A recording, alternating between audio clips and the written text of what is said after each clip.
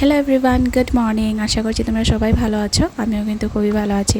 আজকে সকালে ব্রেকফাস্টে না ডিম রুটি করবো ভাবলাম। তবে জানো আমি খুব একটা ভালো ডিম রুটি করতে পারি না, তবে ট্রাই করি, এক না একদিন তো ভালো হবে, তাই না?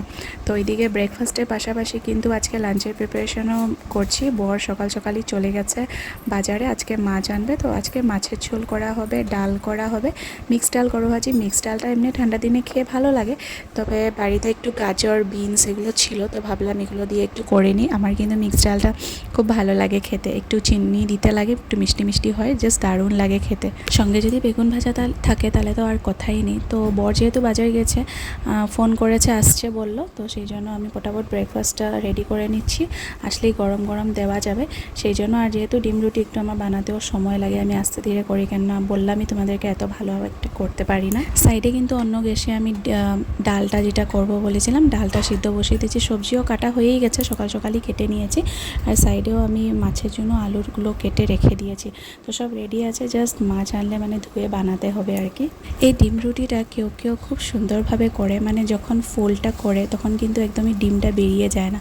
তবে আমার যেন যখন আমি ফোলটা করি তো চারপাশ দিয়ে পুরো ডিম বেরিয়ে যায়। হয়তো আমি ডিমের পরিমাণটা বেশি দিয়ে দিই, এজন্য হয়তো চারপাশ দিয়ে বেরিয়ে যায়, আমার মনে হলো আর কি।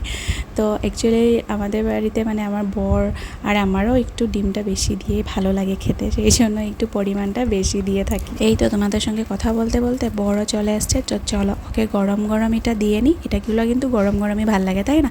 আর আমারটাও করে দুজন মিলে একদম সুন্দর করে কিন্তু আমরা খেয়ে নিলাম। খেয়ে নিয়ে চলে এসেছি আবার কিচেনে।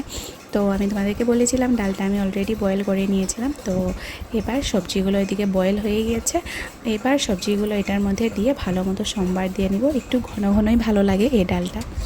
তোমরা কি কেউ কেউ ভেজ ডাল খেতে পছন্দ করো নাকি অবশ্যই কিন্তু কমেন্ট করে জানাবে, ঠিক আছে? তো চলো ডালটাকে এবার সম্ভার দিয়ে নিই। আর জানো তো গরমের মধ্যে না মাঝে মাঝে এরকম সিম্পল খাবারই ভালো লাগে। তো আজকে তো লাঞ্চের মেনুটা তোমাদেরকে বললামই, একদমই সিম্পল রয়েছে। এখানে ভেজ ডাল আমি করে নিলাম, আর সঙ্গে কিন্তু মাছের ঝোল আর গরম গরম বেগুন ভাজা থাকছে। তো চলো আজকের এই ভিডিওটা কিন্তু আমি করে দিচ্ছি এখানেই এন্ড। আশা করছি তোমাদের এই ছোট্ট ভিডিওটা ভালো লেগেছে। নেক্সট আবার দেখা হচ্ছে তোমাদের সঙ্গে অন্য একটা ভিডিওতে। সবাই ভালো থাকবে, সুস্থ থাকবে, আর যারা নতুন দেখছো চ্যানেলটাকে অবশ্যই ফলো করে পাশে থাকবে।